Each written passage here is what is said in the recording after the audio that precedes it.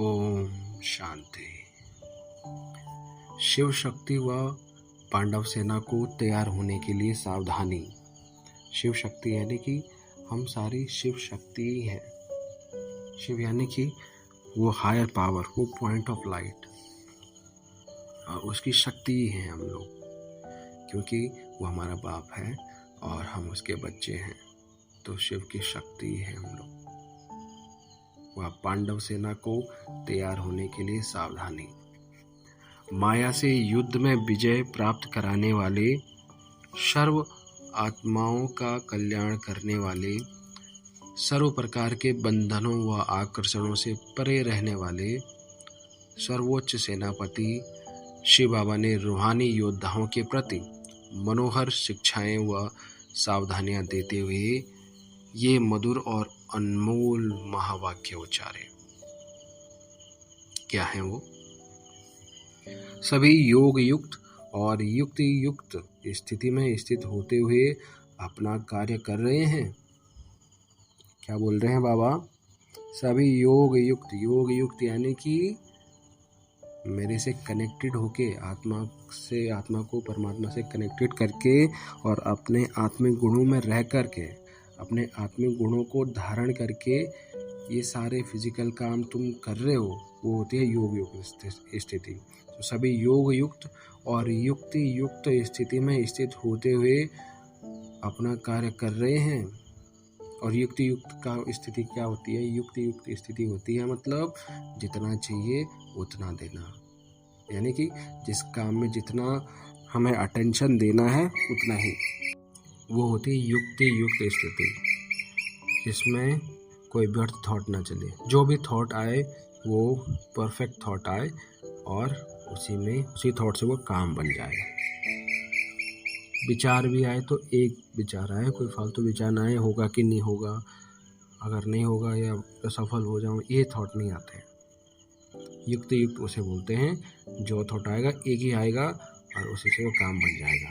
तो होते हैं युक्त युक्त, यानी कि टाइम वेस्ट नहीं होता, जिसमें विचार वेस्ट नहीं होते हैं।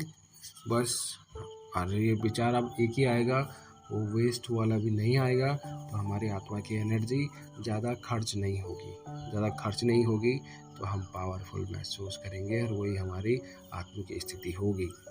तो आत्मिक स्थिति के इतने सारे फायदे हैं। तो परमात्मा कह रहे हैं सभी योग युक्त और युक्ति युक्त स्थिति में स्थित होते हुए अपना कार्य कर रहे हैं, क्योंकि वर्तमान समय प्रमाण संकल्प, वाणी और कर्म, यानी मनसा वाचा कर्मणा, मन, वाणी और काम, ये तीनों ही युक्ति युक्त चाहिए। युक्ति युक्त मतलब आप समझ गए हैं कि कोई फालतू चीज़ें ना आए। काम भी कोई फालतू नहीं। काम फालतू क्यों नहीं होगा? जब विचार परफेक्ट होगा, 100% एक्यूरेट होगा, कोई फालतू विचार आएगा ही नहीं, तो काम भी तुम्हारा सफल होगा, है ना। और जब काम तुम्हारा सफल, जब थॉट तुम्हारा एकदम करेक्ट आएगा, तो जब विचार तुम्हारा सही बनेगा एकदम परफेक्ट वाला, तो मुंह से कभी इधर उधर की बातें आएंगी ही नहीं, कोई गलत शब्द आएगा ही नहीं, क्योंकि जो फैक्ट्री है मेन, जो जहाँ से हमारे विचार बन रहे हैं, वो हमारा मन होता है। मन में बहुत सारे विचार चलते हैं और आज की डेट में 70 से 85 हज़ार थॉट हम हर दिन में क्रिएट करते हैं, क्योंकि आजकल आत्मा की एनर्जी और डिप्लीट हो गई है। वैसे पर डे 60,000 का एवरेज था कि 60,000 क्या होते हैं विचार क्रिएट होते हैं एवरेज एक आदमी के मन में, लेकिन क्योंकि टाइम बेकार चल रहा है तो अभी 70 से 85,000 विचार बनते हैं, और ये विचार केवल 5% ही पॉजिटिव होते हैं, बाकी नेगेटिव और वेस्ट थॉट होते हैं। पर जब परमात्मा से कनेक्शन बनता है तो सबसे पहले ये नेगेटिव थॉट रिड्यूस हो जाते हैं, कम हो जाते हैं, वेस्ट थॉट कम हो जाते हैं, और जो बाकी बचे रहते हैं तो वही हमारे पॉजिटिव थॉट होते हैं, वही फिर 100% बन जाते हैं। तो कोई भी जब थॉट ही गलत नहीं होगा तो बोल से कैसे, यानी वाणी से कैसे गलत निकलेगा? जब वाणी से ही गलत नहीं निकलेगा तो काम में भी कोई गलत नहीं होगा, है ना। तो परमात्मा कह रहे हैं क्योंकि वर्तमान समय प्रमाण संकल्प यानी विचार, वाणी यानी बोल और कर्म यानी काम, संकल्प, वाणी और कर्म ये तीनों ही युक्त चाहिए, तभी संपन्न व संपूर्ण बन सकेंगे। चारों तरफ का वातावरण योग युक्त और युक्त हो। जैसे युद्ध के मैदान में जब योद्धा युद्ध के लिए दुश्मन के सामने खड़े होते हैं तो उनका अपने ऊपर और अपने शस्त्रों के ऊपर यानी अपनी शक्तियों के ऊपर कितना अटेंशन रहता है। अभी तो समय समीप आता जा रहा है, यो मानो युद्ध के मैदान में सामने आने का समय है। ऐसे समय में चारों ओर सर्व शक्तियों का स्वयं में अटेंशन चाहिए।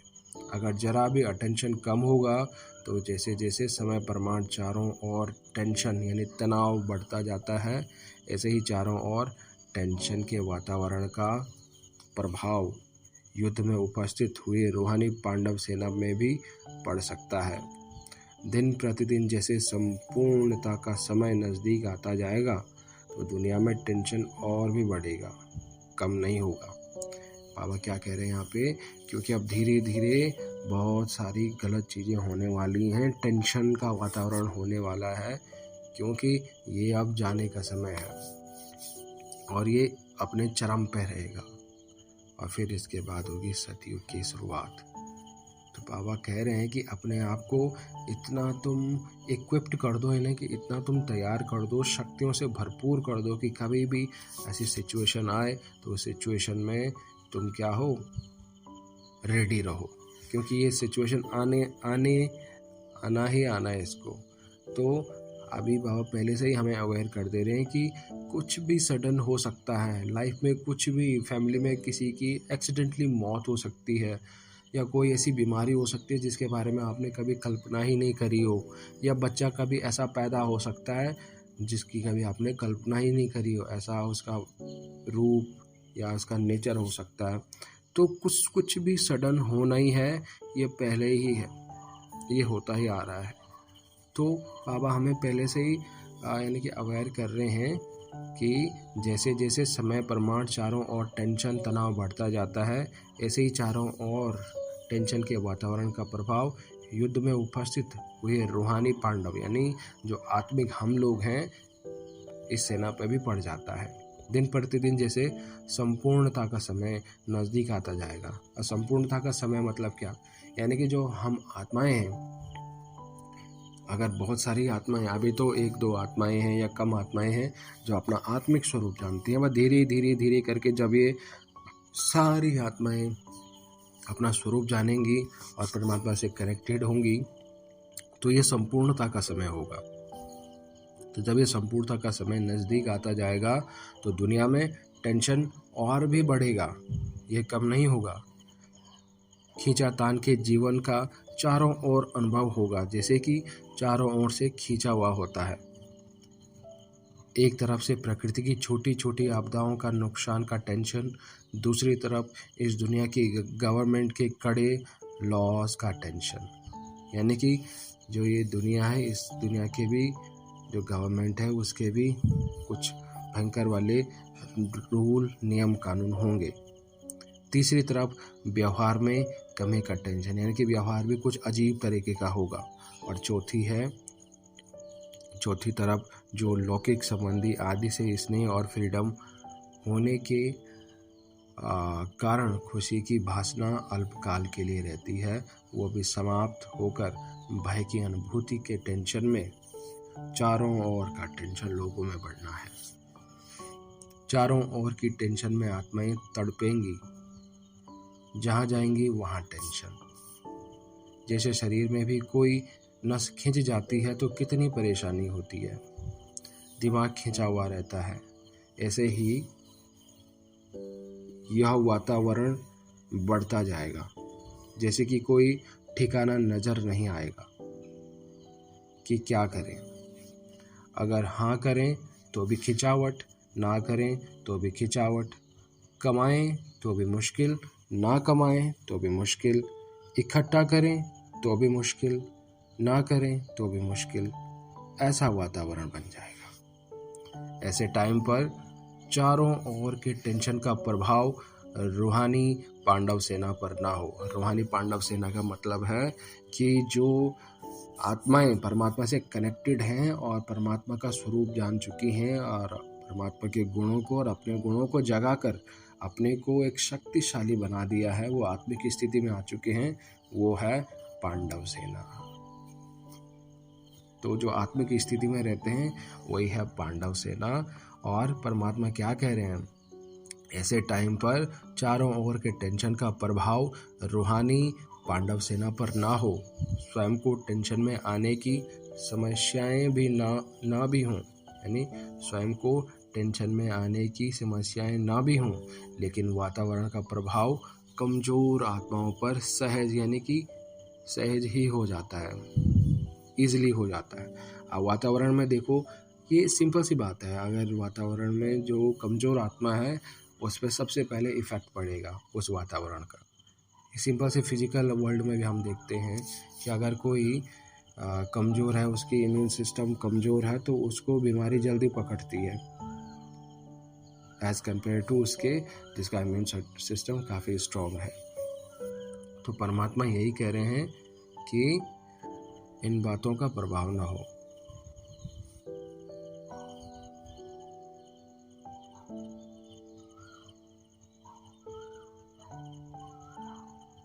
परमात्मा कह रहे हैं स्वयं को टेंशन में आने की समस्याएं ना भी हों, क्योंकि जो हम रूहानी पांडव हैं ये समस्याएं आने इनको मतलब स्वयं को टेंशन में आने की समस्याएं ना भी हों, हमें कोई टेंशन नहीं है, क्योंकि जो पांडव सेना है जो आत्मिक स्थिति में है वो ऑटोमेटिकली परमात्मा से कनेक्टेड होंगे, और परमात्मा से कनेक्टेड होंगे तो ये जो लो लेवल की जो एनर्जी है जहाँ पे ये सारी चीज़ें होंगी, हमारा लेवल उससे भी काफ़ी ऊपर रहेगा, परमात्मा के समीप रहेगा।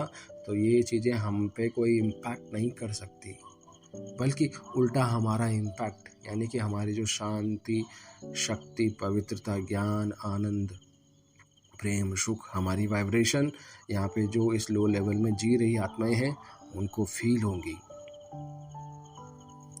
तो परमात्मा कह रहे हैं स्वयं को टेंशन में आने की समस्याएं ना भी हों, लेकिन वातावरण का प्रभाव कमजोर आत्मा पर सहज ही हो जाता है। भय का सोच ही क्या होगा, कैसे होगा, इन बातों का प्रभाव ना हो, उसके लिए कोई ना कोई बीच बीच में ईश्वरीय याद की यात्रा का विशेष प्रोग्राम मधुबन द्वारा ऑफिशियल जाते रहना चाहिए, जिससे कि आत्माओं का किला मजबूत रहेगा।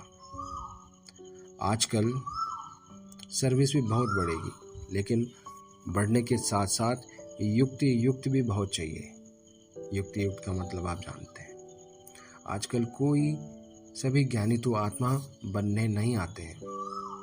एक क्वालिटी है बाप समान बनने वाली, तो जो बाप स्वरूप मास्टर बन जाते हैं तो फर्स्ट क्वालिटी है बाप समान बनना, दूसरी क्वालिटी है सिर्फ बाप के संबंध में रहने वाले, और तीसरी क्वालिटी है सिर्फ बाप व सेवा के संपर्क में रहने वाले। आजकल संबंध और संपर्क में रहने वाले ज़्यादा आएंगे, स्वरूप बनने वाले कम आएंगे, सब एक जैसे नहीं निकलेंगे। दिन प्रतिदिन क्वालिटी भी कमज़ोर आत्माओं यानी प्रजा की संख्या ज़्यादा आएगी। उन्हें एक ही बात अच्छी लगेगी, दो नहीं लगेंगी। सब बातों में निश्चय नहीं होगा, तो संपर्क वालों को भी उन्हों को जो चाहिए उसी प्रमाण उनको संपर्क में रखते रहना है। सबसे समय जैसे नाजुक आता जाएगा वैसे समस्या प्रमाण भी उनके लिए रेगुलर स्टूडेंट बनना मुश्किल होगा, लेकिन संपर्क में ढेर के ढेर आएंगे, क्योंकि लास्ट समय है ना। तो लास्ट पोज कैसा होता है, जैसे पहले उछल उमंग उत्साह होता है वो विरला कोई का होगा, मेजॉरिटी संबंध और संपर्क वाले आएंगे। तो यह अटेंशन चाहिए, ऐसे नहीं कि संपर्क वाली आत्माओं को न परखते हुए संपर्क से भी उन्हें वंचित कर दें। खाली हाथ कोई भी ना जाए, नियमों पर भल नहीं चल पाते हैं। नियमों पर भले नहीं चल पाते हैं लेकिन वो स्नेह में रहना चाहते हों, तो ऐसी आत्माओं का भी अटेंशन जरूर रखना है। परमात्मा हमें समझा रहे हैं कि बहुत सारी ऐसी आत्माएं आएंगी, 3 तरीके की आत्माएं आएंगी, जो तो एक स्वयं परमात्मा के जैसे परमात्मा स्वरूप बनना चाहती हैं, एक है कि परमात्मा की सेवा करना चाहती हैं, और तीसरी है बस जो सुनना चाहते हैं, जो आशीर्वाद लेना चाहते हैं। तो ये तीनों तरीके की जो आत्माएं आपके पास आएंगे इस समय में, जो कि समय बहुत ही मतलब विकराल होने वाला है। तो परमात्मा हमें कह रहे हैं कि तुम्हें इन सारी आत्माओं का ध्यान रखना है, खाली हाथ कोई भी ना जाए। नियमों पर भले नहीं चल पाते हैं वो आत्माएं, लेकिन वह प्यार में रहना चाहते हैं, तो ऐसी आत्माओं का भी अटेंशन जरूर रखना है। परमात्मा हमें समझा रहे हैं कि ऐसे आत्माएं आएंगी, समझ लेना चाहिए कि यह ग्रुप इसी प्रमाण तीसरी स्टेज वाला है, तो उन्हों को भी उसी प्रमाण हैंडलिंग मिलनी चाहिए। तो समय के प्रमाण वातावरण को पावरफुल बनाने की आवश्यकता है। ब्राह्मण बच्चों की साधारण रीति से दिनचर्या बीते, वो आजकल के समय प्रमाण न होना चाहिए। यानी कि जो ब्राह्मण बच्चे की साधारण रीति से, यानी ब्राह्मण बच्चे कौन? जो आत्मिक स्थिति में है, जो परमात्मा से कनेक्टेड है, जो आत्मा के गुणों को धारण करते हुए, परमात्मा की शक्तियों को धारण करते हुए ये सारे फिजिकल काम कर रहे हैं, वह है ब्राह्मण। तो ब्राह्मण बच्चों की साधारण रीति से दिनचर्या बीते, वो आजकल के समय प्रमाण न होना चाहिए। यानी कि आपका जो ब्राह्मण जीवन है वो साधारण नहीं बीतना चाहिए, नहीं तो वह प्रभाव बढ़ जाएगा। कौन सा प्रभाव? जो एक कलयुगी प्रभाव है, तो वो तभी बढ़ेगा जब आपके अंदर वो शक्तियां हैं और आप सूरख हैं, तो गलत चीज़ तो उभरेंगी। तो इसलिए आपके अंदर जो शक्तियां दी हैं, जो परमात्मा की शक्तियां हैं, परमात्मा की आशीर्वाद है, वो एक्टिवेट करके रखो और अपने आप को जगाए रखो, ताकि औरों को भी आप जगा सको, क्योंकि ये रात बहुत भयंकर अंधेरी होने वाली है। तो परमात्मा कह रहे हैं ब्राह्मण बच्चों की साधारण रीति से दिनचर्या बीते, वो आजकल के समय प्रमाण नहीं होना चाहिए, नहीं तो वह प्रभाव बढ़ जाएगा। इसलिए विशेष रीति से वातावरण को याद की यात्रा से पावरफुल बनाने में सब बच्चों का अटेंशन खिंचवाना चाहिए। यानी कि ये जो वातावरण है इसको पावरफुल बनाना है। कैसे? याद की यात्रा से। याद की यात्रा यानी कि परमात्मा को याद करना है, परमात्मा के साथ कनेक्शन बनाना है, परमात्मा के साथ कनेक्टेड होकर सारे वातावरण को शुद्ध, पवित्र और शक्तिशाली बनाना है। वो ऑटोमेटिक बन जाएगा। अपने को उस दुनिया के वातावरण से कैसे बचा सकें, वो स्टेज क्या है? किस दुनिया की बात कर रहे हैं? इस दुनिया की बात कर रहे हैं, ये कलयुगी दुनिया की बात कर रहे हैं, जहाँ हम आप सभी लोग रह रहे हैं। वो स्टेज क्या है? कर्म योगी होते हुए भी योगीपन की स्टेज किसको कहा जाता है? यानी कर्म योगी यानी कि कर्म करते हुए भी हम योग में हैं, और योगीपन की स्टेज किसको कहा जाता है? इसी प्रकार के पॉइंट्स के ऊपर अब विशेष अटेंशन देना है, क्योंकि अब ड्रामा अनुसार चारों ओर बड़ी बड़ी सर्विस करने का टाइम कुछ समय के लिए मर्ज है ना। बड़े बड़े प्रोग्राम्स बाहर के नहीं कर पाते हैं, तो टीचर्स फ्री हुई बाहर की सर्विस, नहीं तो बाकी रही सेंटर्स पर आने वाली की सेवा। बाहर की सर्विस से बुद्धि फ्री है, नहीं तो कहते हैं बहुत बिजी रहते हैं, प्लान्स बनाना, मंथन करना। लेकिन अब तो वो भी नहीं है। तो अब याद की यात्रा के सब्जेक्ट्स के ऊपर ज़्यादा अटेंशन देना है। याद की यात्रा यानी कि परमात्मा की याद में रहकर सारे काम करना, परमात्मा की शक्तियों को अपने अंदर भरना, और फिर वही शक्तियाँ इस्तेमाल करके अपने जो काम है वो करना। कोई ना कोई प्रोग्राम हर सेंटर पर चलना चाहिए, जो आने वालों में बल भर जाए। ऐसे समय पर वो भी न्यारे रहें, साक्षी होकर समस्या का सामना करें। इसके लिए याद का बल चाहिए। तो जब तक बाहर की सर्विस का नए प्लान्स का फोर्स कम है तो कोई पॉइंट्स का जोर होना चाहिए, नहीं तो फ्री होकर फिर व्यर्थ का साइड ज़्यादा हो जाएगा। सर्विस में बिजी रहने से व्यर्थ की बातों से बचते हैं। अगर बिजी हैं किसी काम में तो खाली थॉट आपके मन में नहीं आएंगे। तो सर्विस में बिजी रहने से व्यर्थ की बातों से बचे रहते हैं। अभी वो सर्विस का स्कोप कम है तो ज़रूर समय बचेगा, वो फिर व्यर्थ वातावरण में समय जाएगा। इसलिए ब्राह्मणों को खबरदार होशियार करने के लिए व स्वयं की सेफ्टी के लिए कुछ ऐसी पॉइंट्स व क्लासेस के प्रोग्राम्स बनाओ जिसको वह यह समझे कि मैं मधुबन लाइट हाउस से विशेष लाइट आ रही है। अच्छा, कारोबार तो ड्रामा अनुसार ठीक ही चल रही है। अभी भी कारोबार से राज्य चलाने के संस्कार बढ़ते जा रहे हैं ना। जरा सिंहासन और यह है राज आसन। राज्य करने वाले बनकर फिर उस सिंहासन पर बैठेंगे। राज्य करने वाले यानी अधिकारी बन गए। कोई भी आकर्षण के कर्म भोग या कर्म इंद्रियों के अधीन न हो, अधिकारी बनना है। अभी है राज आसन। योग के लिए आसन होता है ना, आसन पर स्थित होते हैं। आसन होता ही है बैठने के लिए, स्थित होने के लिए। तो तीसरी स्थिति में स्थित होना यानी आसन पर बैठना। तो जितना आसन पर बैठने का अभ्यास होगा उतना ही राज सिंहासन पर बैठने का अभ्यास प्राप्त होगा। अभ्यास हो रहा है ना, नेचुरल रूप लेता जा रहा है। करना नहीं पड़ता लेकिन हो ही जाता है। स्वभाव ही ऐसा हो गया है। जैसे और कोई स्वभाव के वश कोई भी कार्य करना स्वतः ही हो जाता है, वैसे ही यह भी स्वभाव हो जाए, अधिकारी बने रहने का स्वभाव। योग लगाने का संकल्प किया और हुआ, बाबा कहा और योग लगा। यही समीपता की स्थिति है। बैठे ही आसन पर हैं, जैसे सिंहासन पर बैठा हुआ कब भूल नहीं सकता कि मैं राजा हूँ। ऐसे ही आसन पर यानी इस स्थिति पर स्थित हुआ यह भूल नहीं सकता कि हम अधिकारी हैं। सभी यथार्थ और युक्त है।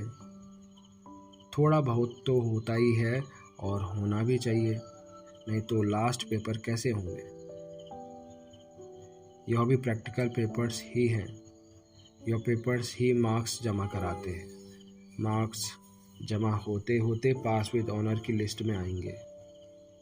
जब जो कुछ होता है वह पेपर्स के मार्क्स जमा होने के लिए है। सब बातों में जमा होना चाहिए, न सिर्फ याद की यात्रा में नहीं। लेकिन चारों सब्जेक्ट्स में मार्क्स जमा होनी चाहिए, तभी पास विद ऑनर होंगे। सफलता तो हर कार्य में पहले से ही नूदी हुई है। यानी परमात्मा कह रहे हैं कि सफलता आपके हर कार्य में मिलेगी ही मिलेगी। यह पहले से फिक्स्ड है। फिर चाहे पर्दे के अंदर हो चाहे पर्दे के बाहर हो, कोई हालत में पर्दे के अंदर सफलता होती है और कोई हालत में प्रत्यक्ष सफलता होती है तो दोनों हालत में सफलता व प्रत्यक्ष था। कुछ समय गुप्त को भी देखना पड़ता है। छिपे हुए को प्रत्यक्ष होने में कुछ समय लगता है। प्रत्यक्ष तो उसी समय दिखाई पड़ती है। यह भले छुपी हुई है परंतु है तो सफलता ही, वो तो मिट नहीं।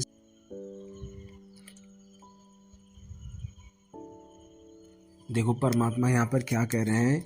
परमात्मा कह रहे हैं कि सफलता मिलेगी ही मिलेगी, चाहे पर्दे के पीछे हो चाहे पर्दे के आगे हो, यानी प्रत्यक्ष रूप में हो चाहे अप्रत्यक्ष रूप में। यानी कि डायरेक्ट या इनडायरेक्ट रूप में सफलता तुम्हें मिलने की है।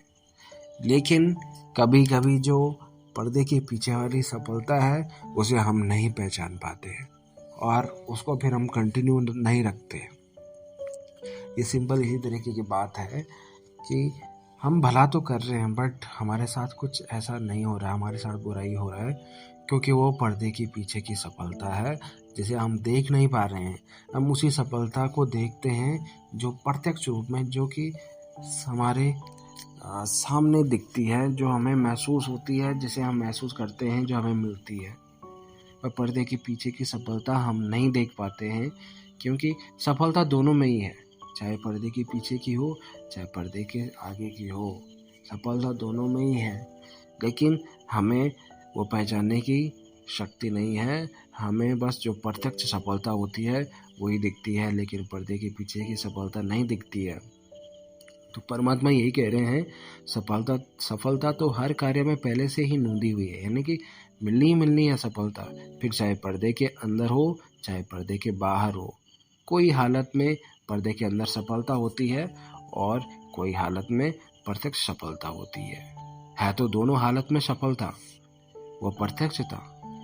कुछ समय गुप्त को भी देखना पड़ता है, छिपे हुए को प्रत्यक्ष होने में कुछ समय लगता है। प्रत्यक्ष तो उसी समय दिखाई पड़ती है, यह भले छुपी हुई है परंतु है तो सफलता, वो मिट नहीं सकती। Om Shanti. Thank you so much.